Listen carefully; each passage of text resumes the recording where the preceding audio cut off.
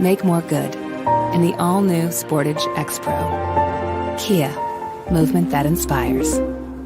Quaker Steak and Lube is throwing open the garage doors and setting up the umbrellas. It's patio season. Come enjoy great food, drinks, and fun in the sun. There's always something happening at Quaker Steak and Lube, but we're really amping up our event calendars for our favorite time of year.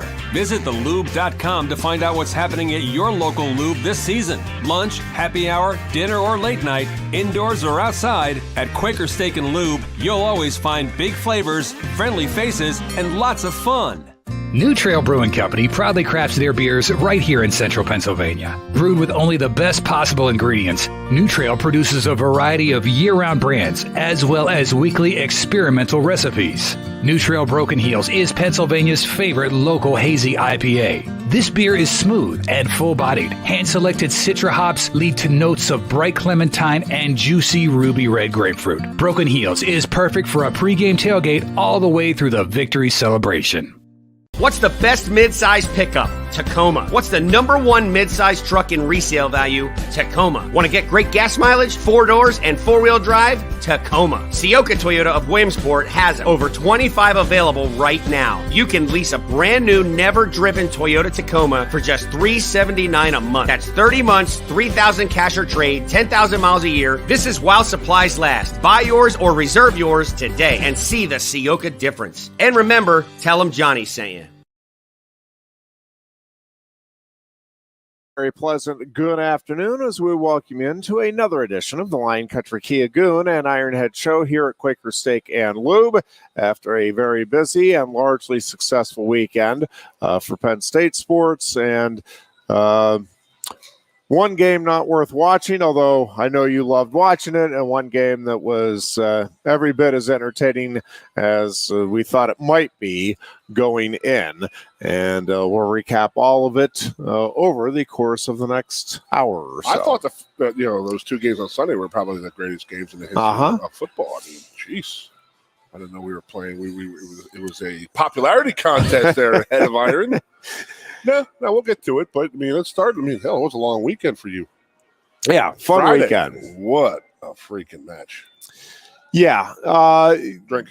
Penn State did I think a good job. I think there were some things, and I was talking with Steve Grace, the Iowa broadcaster, ahead of time, and I think both those teams were just looking forward to getting that match under their belt and to see the type of competition that they're going to have to face and beat if they're going to get to the individual goals at the end of the season of trying to get to the top of the podium and obviously in the team race as well for Big Tens and Nationals. I just think it was a beneficial bout or dual meet for both teams with all of those bouts, and I think probably Penn State and Iowa come back with a lot of lessons learned that they'll look to apply here to the remainder of the season. And both teams have really big dual meets coming up here on Friday night. Iowa has a tough one with Minnesota. I'm really impressed with what Minnesota is doing. I think,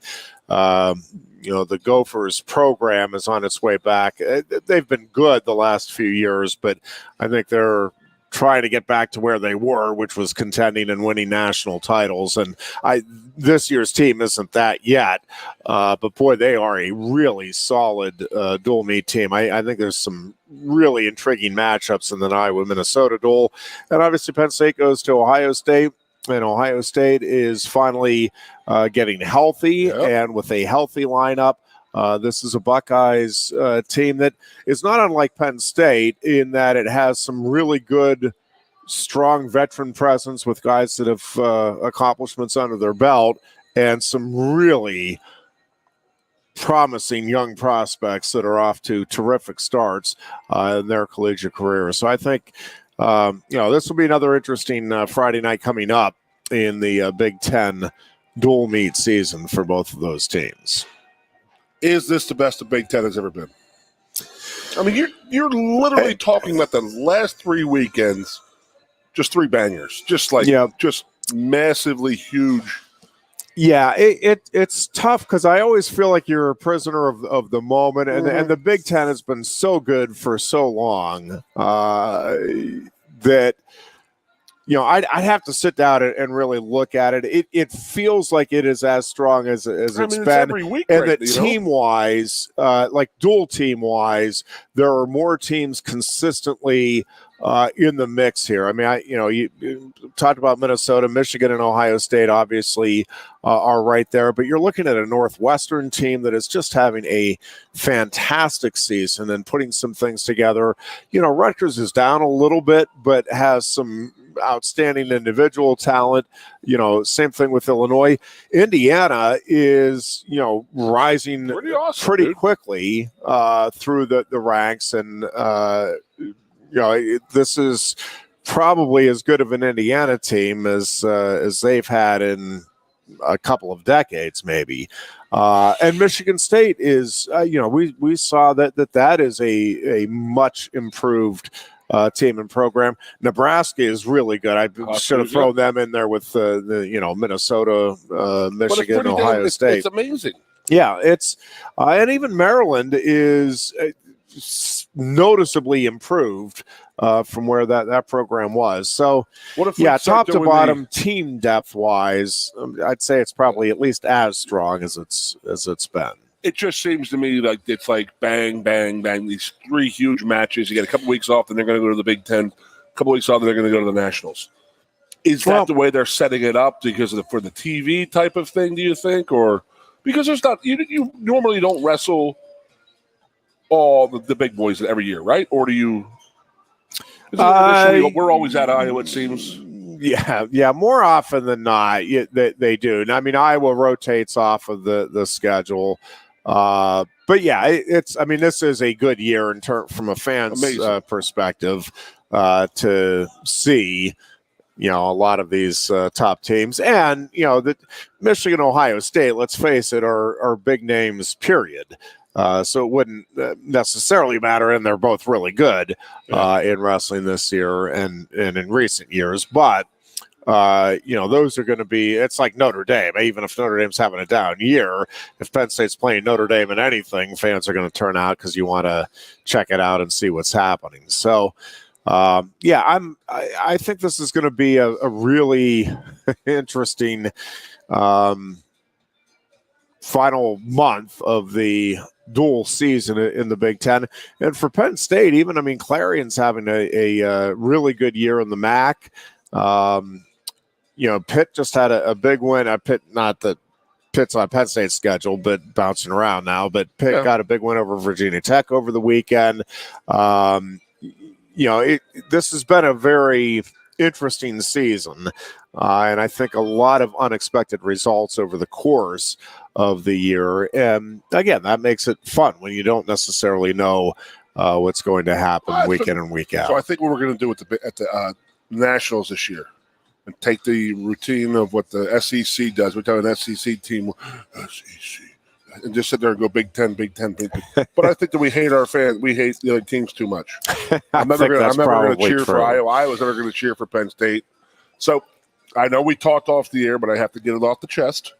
Is that was not a super, super exciting match, is what people who I watched with on Friday. Yeah. It was like one of those things where you had your Michigan, where it's like you had moments where the place was like people were at the edge of their seat, but that was such a, that was too, mammoth, heavyweights going after it. Yeah, it was intense. It was not as exciting. There's no question. Fans want to see takedowns. You want to see pins and at least guys in jeopardy. Now, Marco Vespa darn near brought the entire Jordan Center down in the opening moments. And if not for Spencer Lee's headgear coming undone, who knows? My guess is it's still early enough and he's strong enough that he breaks out of it. But if that headgear doesn't get in the way, again, who knows? Yeah. But it would have been interesting that was the one thing that everybody said. That match was unbelievable.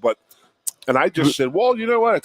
My wife was the one who said it was not a super exciting match. And I said, friggin' Iowa made a living on that for 40 years. That's how they won all their matches. Just grind, like nothing. That's how I feel. Yeah, I think, you've got to learn how to score, right? Sure. And there are guys that try to slow you down. Listen, there were guys, pretty much almost everybody that David Taylor and Bo Nickel were facing were trying to slow them down.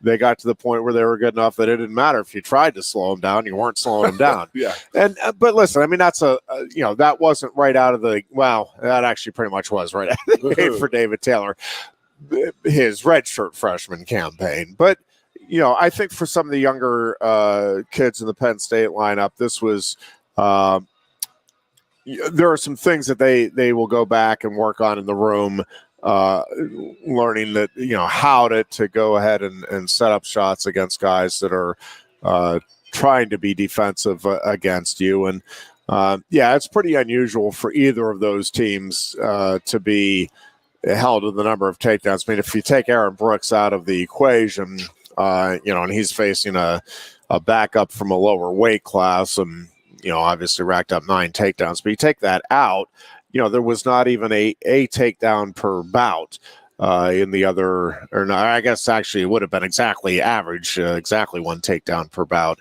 in the other 9. It was, so, I mean, that's, it was intense, man. Not a lot of fun for sure to watch for the fans, but there were a lot of things going on within those bouts that I think were fun and intriguing, and I think set up for additional intrigue when the postseason rolls around and potential future meetings between the individuals involved. But again, it was awesome. It was a good win for Penn State, and I think it was a terrific learning experience for both the guys that won and lost, in terms of, okay, you've got a month to work on what you need to work on to get to where you want to be. And that's a good thing to have. And these are a couple of busy weekends coming up here for Penn State. This one in particular, I think is challenging. Again, Ohio State, you have the 5 days here just between the,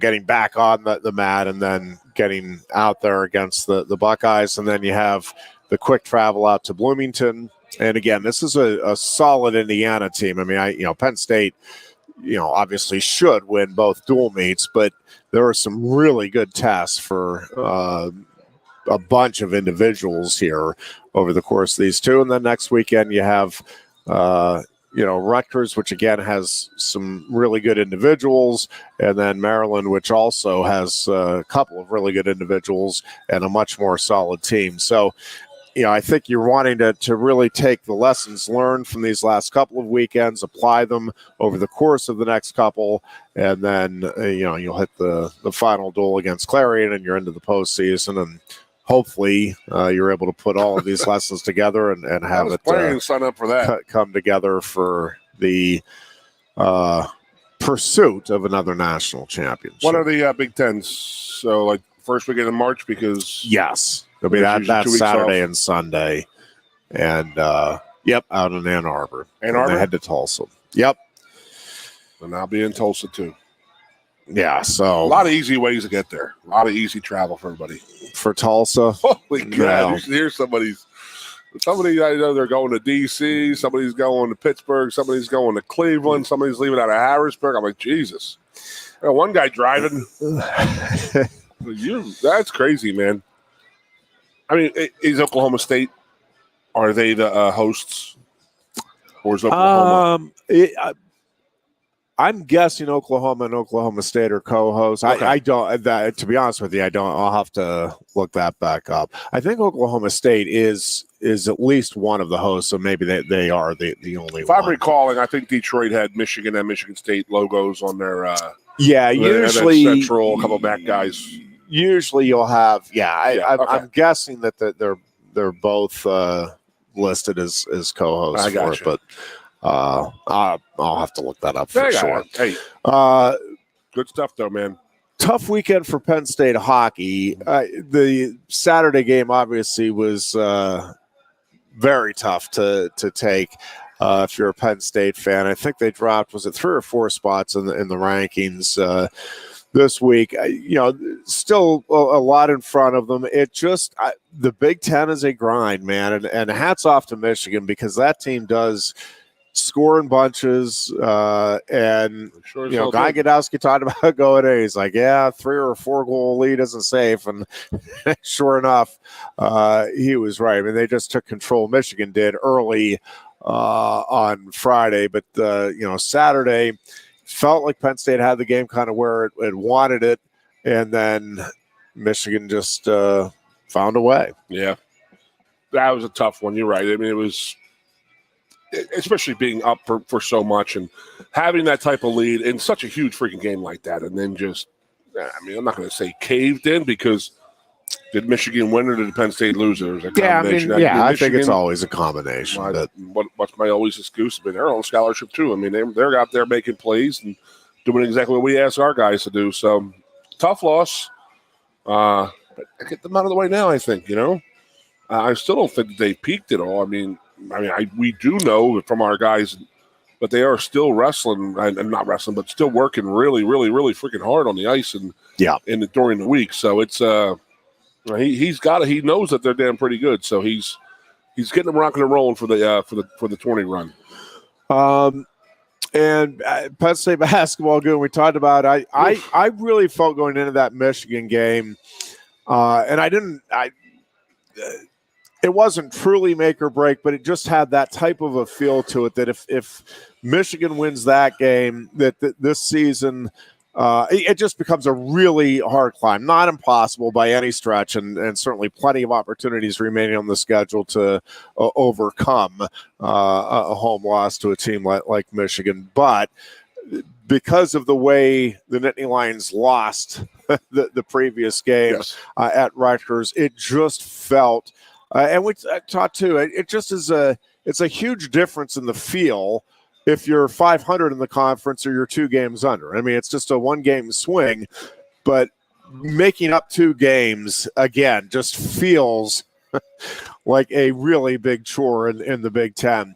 And obviously that is as good as Penn State has looked all season. Right from the get-go. Just they were on point with what they were trying to do, and that that little stretch there where they just could not miss 17-0 and Michigan could not buy a bucket was and then the other nice part about that to see, Goon, was that they come out, okay, you have that lead, Michigan's in there, fire and brimstone talk at halftime, and you come out and you take control in that first couple of minutes of the second half as well, and kind of erase any doubt or remove any prospect of Michigan coming back and winning that game on Sunday. Wish we could get 10,000 to 12,000 every game in that arena, and then what a difference it makes. I mean, those guys are playing; they play for that.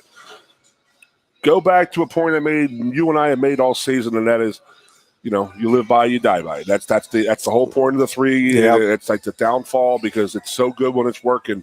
I would like to see that kind of shooting on the road one time, just to know that they can do it. Yep. Just to know that they could do it. Well, and they're going to need it at some point in order to get to the NCAA tournament. They've got to win. Yes. What was alarming to me, though, was watching the pregame, and they said that Penn State was, they weren't in the top 12. Remember, we were talking last week with the rankings and stuff like that. So now they are the last 4 in or the first 4 out, one of those 2. But it was alarming to me that I didn't see Michigan on there at all. They weren't even on the top 12 teams in the Big Ten.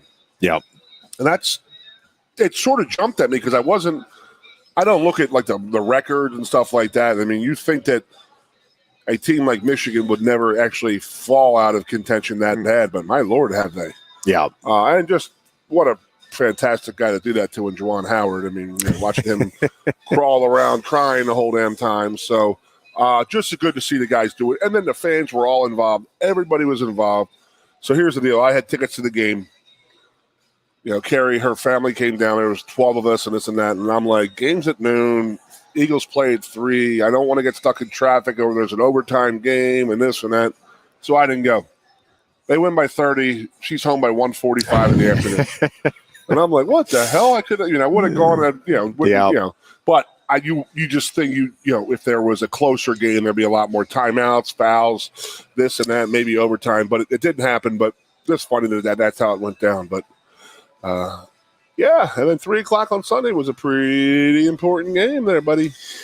Yeah, I thought listen, I mean, I get it. The Eagles may very well, and I suspect would have won regardless. It is disappointing. I'm just speaking as a non-Eagles and non-49ers fan. It is really disappointing when you're wanting to see a particular matchup, right, and it doesn't occur. It's a little bit what and not that it was going to be a huge matchup with Assad and Brooks, but it knocks the wind out of your sails a little bit when you're the guy that you wanted to see for Iowa matched up against Penn State isn't there. More so it would have been like if a Cassiope didn't make it or a Kirklead for Penn State. Like, yep. I mean, it's not the reason you're tuning into the game, but it's a big part of why is you wanted to see, hey, can Brock Purdy do this against the likes of the Philadelphia Eagles? Can Jalen Hurts?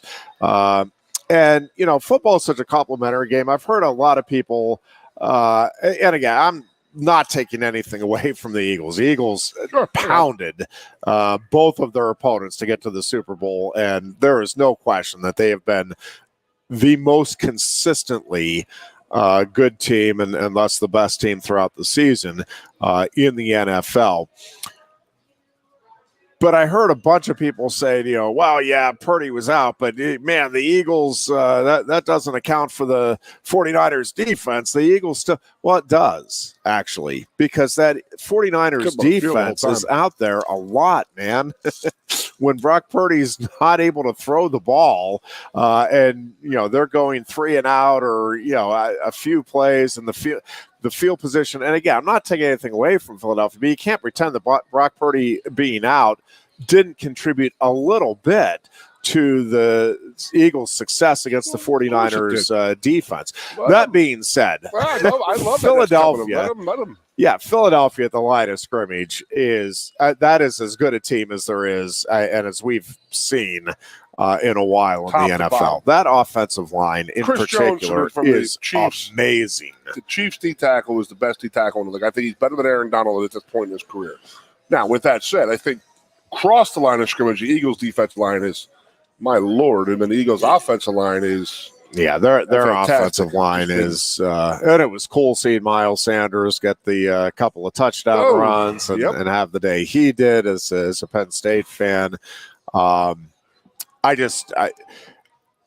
Booch is begging me not to make a call. We all were. I understand. I'm telling you, that Eagles team is really impressive. I mean, obviously, you're not going to say Patrick Mahomes and the Chiefs don't have a chance in any game ever. But boy, I'm hard pressed to not see why the Eagles are favored. I am 100% with you on that. I mean, and then the fact that they are saying, well, the 49ers were hurt. We were never going to know about the Eagles. They played a soft schedule. Everybody's throwing all those 2 cents. And I'm completely cool with that because count them out. Yeah. They play much, much, much better with that underdog. No one likes us attitude. They really freaking do. Yeah. I mean, rally around that type of stuff. And then my question, the best comment I heard was, okay, well, the 49ers were a hospital team, but who put them in the hospital? They didn't come in injured. Well, the other part of that is, it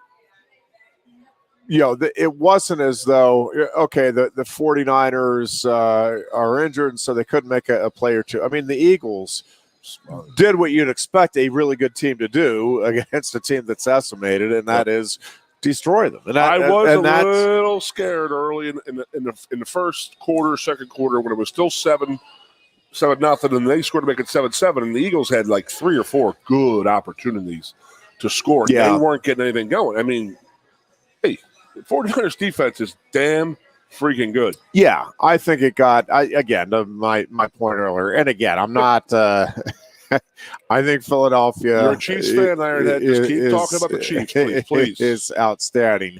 But I do think the 49ers defense got worn down a bit, and they're just not used to being out there that long against a really good, really physical offense that the Eagles provide. What I think the funniest thing that happened the other day was a guy getting blocked out of bounds blows up Bosa's.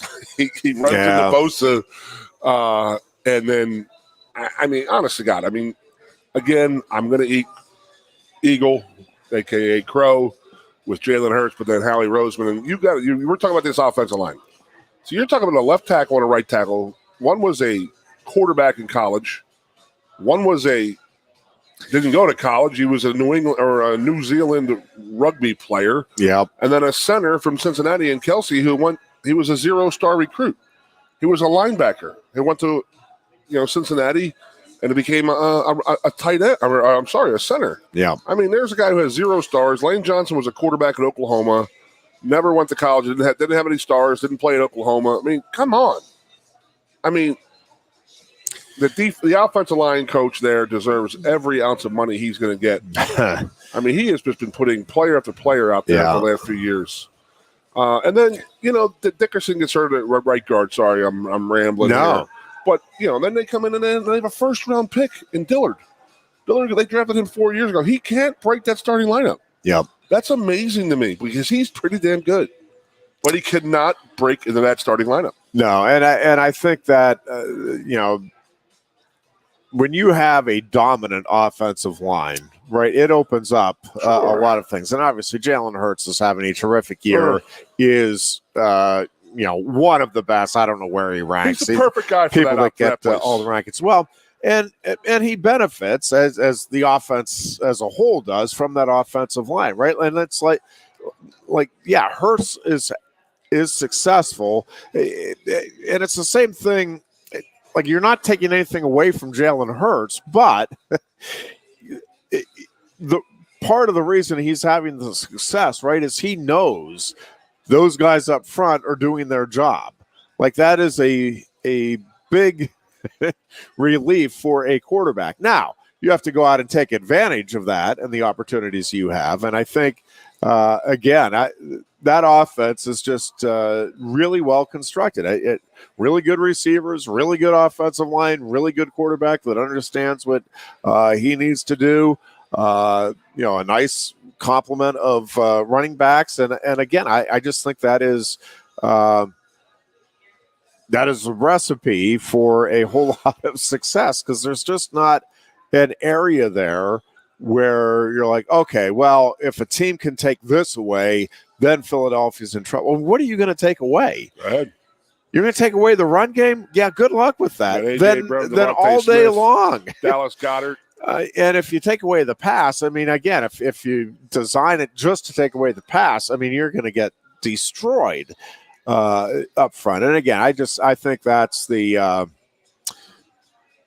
nice thing right now for Philadelphia Eagles fans is I think you have an offense that over the course of 4 quarters truly just can't be stopped. Like, you have to have some vulnerability no matter how good your defense is. Yep. And again, the 49ers were a great defense, but it's really hard, to go 4 quarters when you're out there as much. I mean, defense. I think now, to me, the key to this game for Kansas City, not only does Mahomes and that offense have to do some really good things against that Eagles defense, which is not going to be an easy task in and of itself, but I think the only way Kansas City can win this game is to control the time of possession. And I think that is next to impossible against the Philadelphia Eagles. But I think you've got to put together longer, sustained drives. That's not their MO, though. The Eagles. It's not. That's what I'm saying. But I don't think you win this game if you're Kansas City by just going with the quick strike and the big play opportunities. I'm not saying they won't hit any or can't hit any. But I don't think, again, over the course of 4 quarters, that Philadelphia team is going to wear you down if that's what you're doing. If your defense is out there a lot, and again, the Eagles' defense is built in a way that you're not. Again, you may get a big play or two over the course of the game. It's not like they're going to sit back there and give you 42 points off of 4 80-yard plus plays. I mean, that's just not the way that team's built. So I just think it's going to be again, I certainly never say anything's impossible for Patrick Mahomes and the Chiefs. I just think this is I think this matchup favors Philadelphia going into it. What are you and I feeling think pretty about, significantly. What are you feeling about the refereeing late that game? And I mean, a lot of people have that in their crawl a whole bunch. Yeah, I don't think it was great, and I don't know what the answer is. I was listening to and I think there were some great points being made. I don't even know. I've been flipping around so much with different podcasts and radio shows, but somebody was making the point, and again, I think it's a good one. I'm not sure what to do about it. And listen, I think that having full-time officials and you're training year-round would help. Yes, that probably would help. But here's the thing: you're like, if you're the back judge, okay, and your eyes can only take in so much at one time. You're trying to see if, and I get that you have a line judge. I mean, there's coordinated efforts. But what you've got to try to decide between the officials that are watching the play is, are the feet in bounds? Does he have control of the ball? Was there any contact either way that wasn't appropriate? Right? Like, there's a lot that you're trying to watch in a split second. And if I, momentarily, I'm looking down to, all right, okay, those feet okay? Oh, wait, was the hand okay?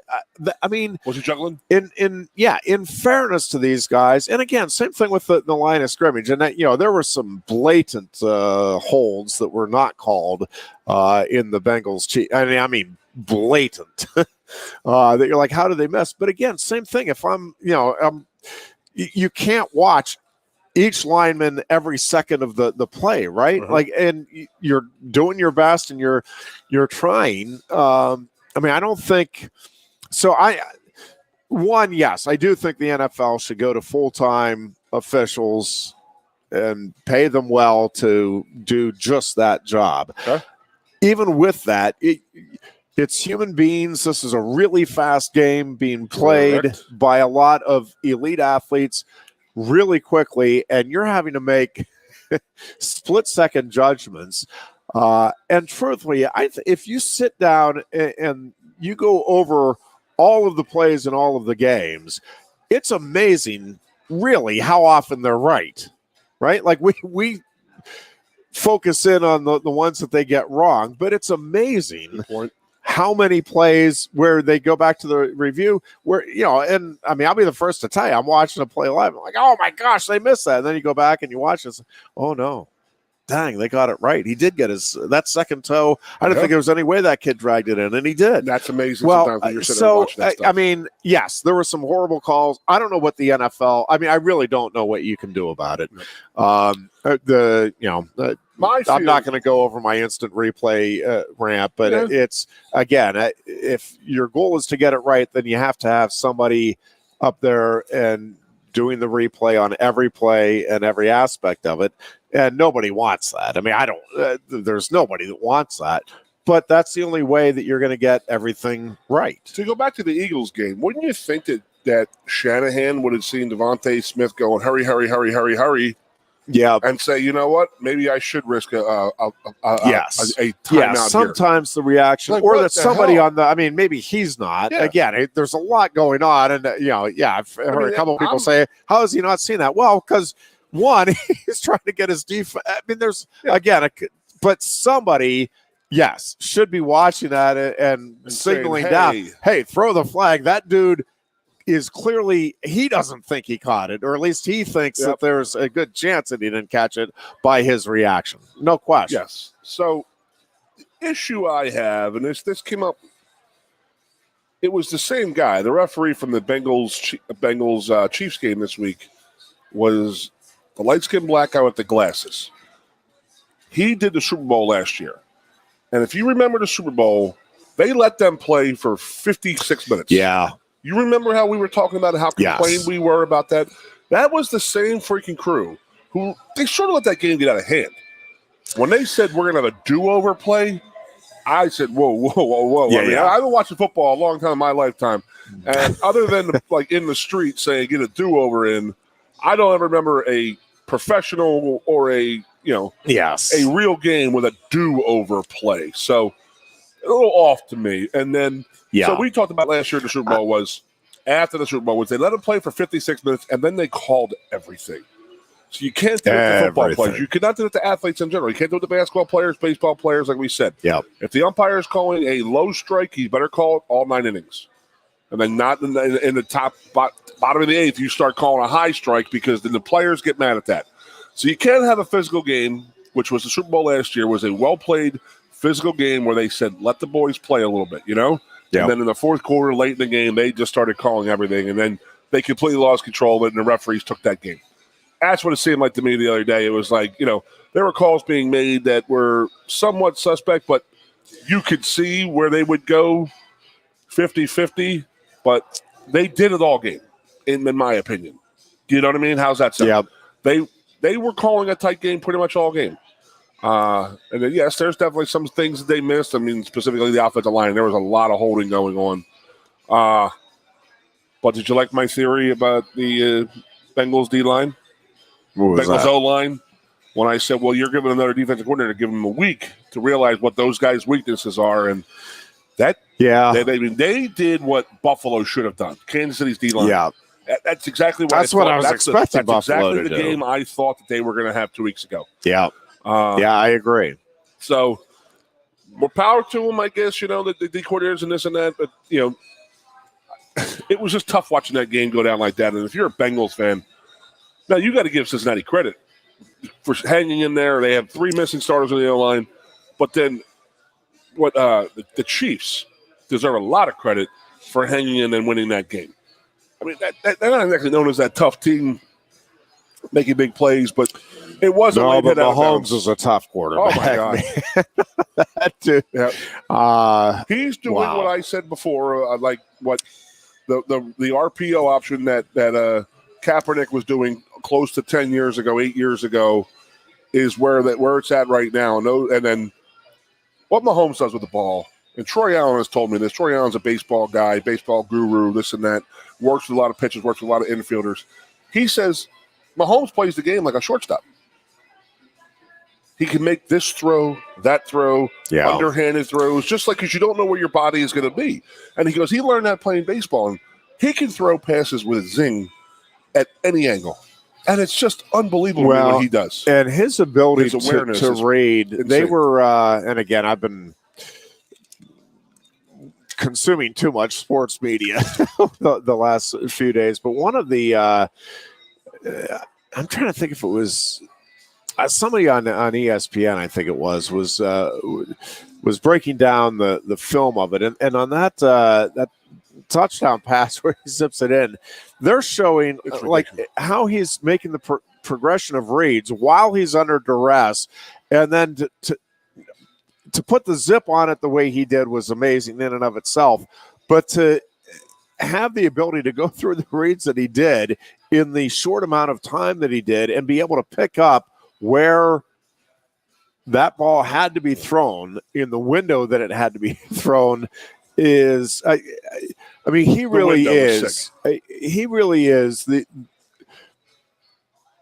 the best when you put everything together. I mean, he's certainly the most creative, but even just the routine plays, like he makes really good decisions, puts the right touch on the ball. I mean, just all of the things that you want in a quarterback and then some, right? Like, I think sometimes we, and I mean, I'm guilty of it too. It's like, oh man, that guy just makes the most amazing plays, and he does, but he also makes the routine plays. He makes everything in between.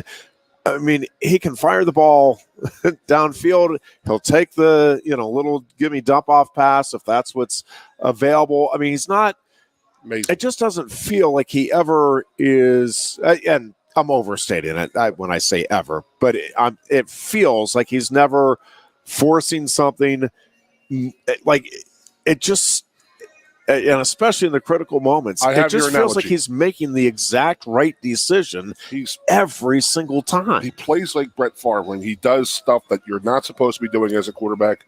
But Favre would screw. Half the time he did it, he would have a screw up. Yeah, you're waiting for Mahomes to have that screw up, but it doesn't happen. No, it's amazing. It just doesn't. And I'm telling you, the way he was hobbling around and to continue to make the play after play that he did was about as impressive as it gets at that position. And not that he needed any further solidification as the being the best in the game, but if you needed any further proof, that it was there for you on Sunday. That was an unbelievable performance and effort. I couldn't agree more. I love the fact that the two best teams are in the playoffs, and yeah, I think that's true. A lot of great storylines. The two black quarterbacks thing, I don't know if that's overplayed. When somebody said it, I said, "Is that really still a thing?" But I guess it is the way that people are talking about it and stuff like that. It doesn't register with me like, wow, I can't believe he's a black quarterback. I don't agree with it. I don't understand it. And there's two playing for the first time ever, so I get that. But, geez, come on, guys. I mean, I think we're well past that, aren't we? But some people obviously aren't. But, I mean, you think now. The post-game celebrations in Philadelphia were sort of epic again. Pretty freaking fun to watch. Yeah, but 12 days, man. We're going to see. I think the playoffs went the way they should have. And I did mention this to somebody on Sunday and saying, you know what? Cincinnati, they played a really, really, really, really, really tough game last week. And that, Buffalo was a physical, tough game. And it looks like their bodies physically did not recover from it. And the fact that the Chiefs had a week off before their game against Jacksonville was very, very important. And it was the same with the Eagles. I mean, the Eagles look fresh. Niners came out there. They got beat up. They got dinged up. They had some, a lot of bruises got bruised and a lot of twists and stuff. So that bye, I mean, as much as people, we should be more than one. It paid off. Yeah. It really did, because you could just see that the teams, they just look different and fresher. And Cincinnati looked beat up, and they're tough. They're a tough team. Cincinnati's gonna be around a long time, man. I think so too. You never know. I mean, there's been teams that have come and gone, and I'm like, oh man, they're going to be here for a long while, and then they just disappear the very next year. I'm with you. I'll be very surprised if Cincinnati isn't, at least in the playoffs here for the next few years, and is a very hard out. That I saw. Yep. 17 straight NFL quarterbacks who lost their first ever Super Bowl as a quarterback. Yep. Never returned. Yeah, well, and again, I mean, listen, it is really hard. Like what Mahomes is doing here, back to Marino and Adiara. Yeah, to get to the championship game, and then back to the Super Bowl. Where it's been an every other year thing here for Mahomes, which if it wasn't for Brady, we would think is impossible. But I mean, it is really impressive what these the Chiefs and the Bengals have done here over the last couple of years. And listen, I'm not expecting either to go anywhere, but you never know. I mean, there's a lot of teams that are, just in the Bengals division. I think the Steelers are going to be back in the mix anyway next year. The Ravens, if they can stay healthy, are going to be right there.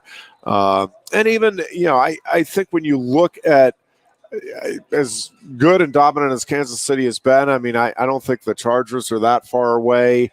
And even if you go up to New England now, and I think that team is starting to come along. The Dolphins obviously still got to get some pieces together and stay healthy, but that's a team that seems dangerous, and I don't think the Bills are going anywhere anytime soon.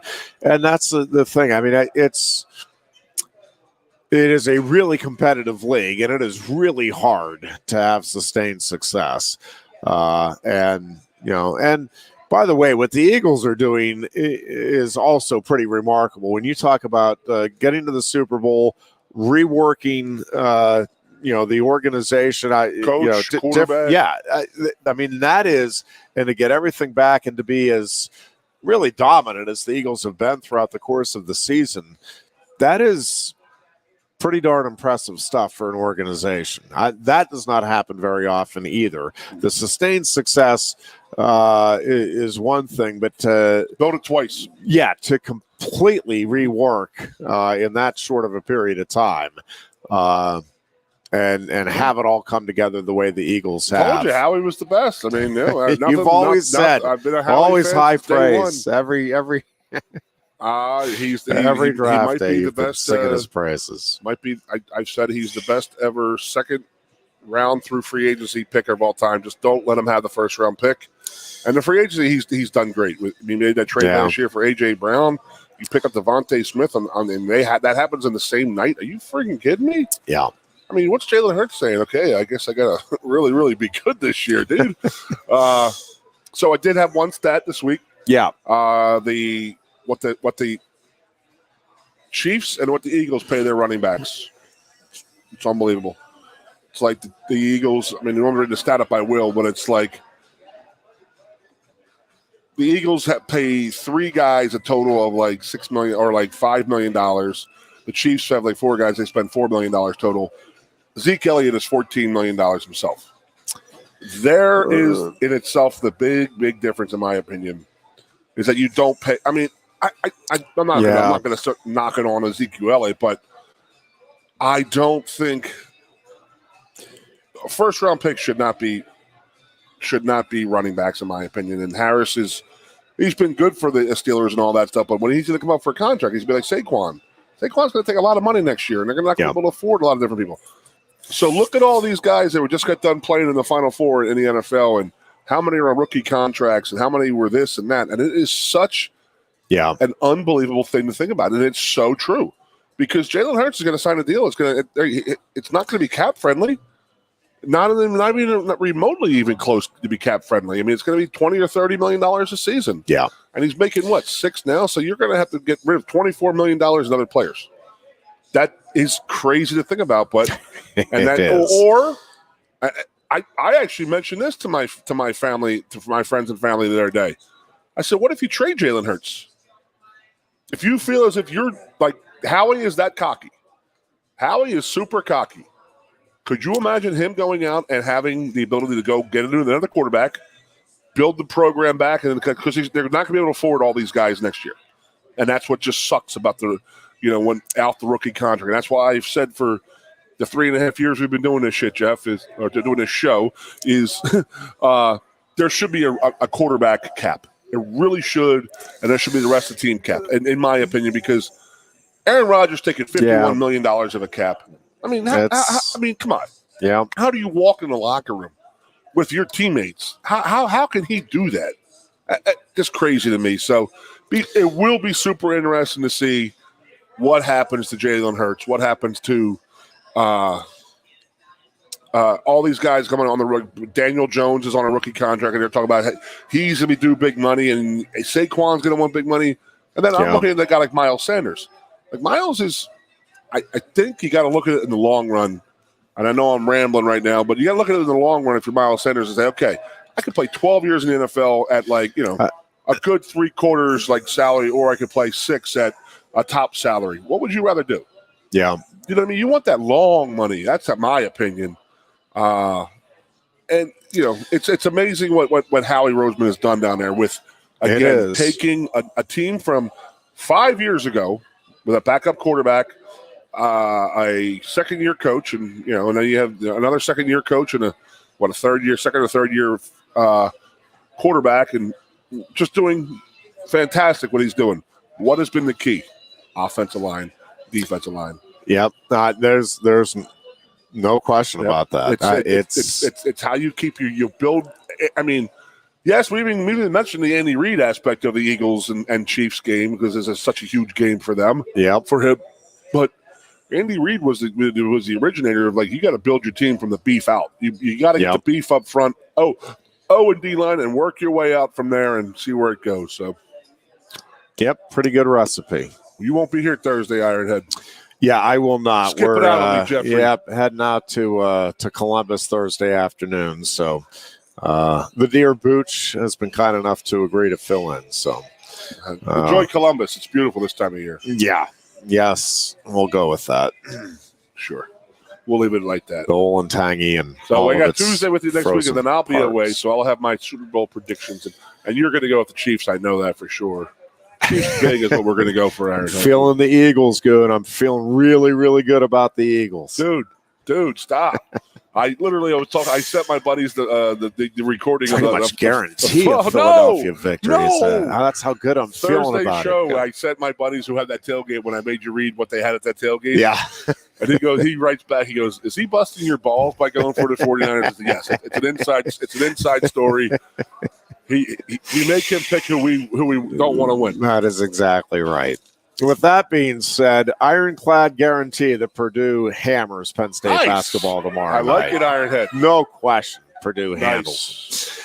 We will be back. Well, I'll be back on Thursday with the Dear Booch. The Dear Goon will be back on. Both of us, I should say, will be back on Tuesday. Yep, I'll be here Thursday and yes, Tuesday. We'll talk to you then. Until Thursday's show, be good and be safe.